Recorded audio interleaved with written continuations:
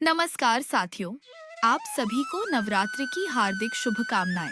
आपका स्वागत है पुष्पा देवी भक्ति चैनल पर।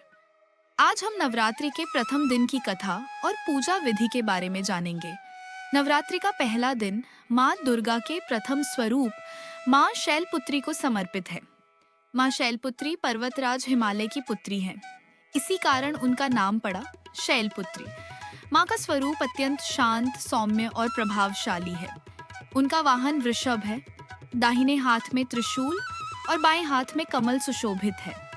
इन्हें सती और हेमवती के नाम से भी जाना जाता है। साथियों, माँ शैलपुत्री की कथा बहुत ही मार्मिक है। एक बार प्रजापति दक्ष ने एक यज्ञ का आयोजन किया। उस यज्ञ में सारे देवी देवताओं को निमंत्रण भेजा गया, लेकिन भगवान शंकर को आमंत्रित नहीं किया गया। सती, जो भगवान शंकर की पत्नी थी, अपने पिता के घर यज्ञ में जाने के लिए उत्सुक हो उठी।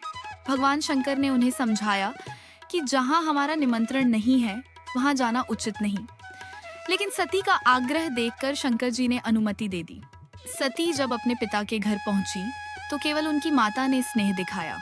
बाकी सबने उनका उपहास उड़ाया। भगवान शंकर के प्रति अपमानजनक बातें कही गईं। पति का अपमान सहना सती को असहनीय हो गया। उन्होंने योगाग्नि द्वारा अपने प्राण त्याग दिए। जब भगवान शंकर को यह दुखद समाचार मिला, तो उन्होंने क्रोध में उस यज्ञ का विध्वंस कर दिया। बाद में सती ने पुनः हिमालय की पुत्री के रूप में जन्म लिया और माँ शैलपुत्री कहलाई। बाद में उनका विवाह पुनः भगवान शंकर से हुआ। अब जानते हैं पूजा विधि। नवरात्रि के पहले दिन प्रातः स्नान कर शुद्ध होकर पूजा स्थान पर कलश स्थापना करें। कलश स्थापना के बाद माँ शैलपुत्री का ध्यान करें। माँ के चरणों में कुमकुम और अक्षत अर्पित करें। सफेद पुष्प और सफेद मिष्ठान्न का भोग लगाएं। माँ शैलपुत्री का ध्यान करते हुए उनका यह मंत्र जपें।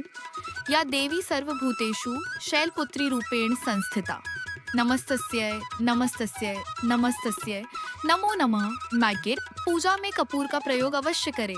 मान्यता है कि माँ की पूजा में कपूर का उपयोग करने से उनकी विशेष कृपा प्राप्त होती है।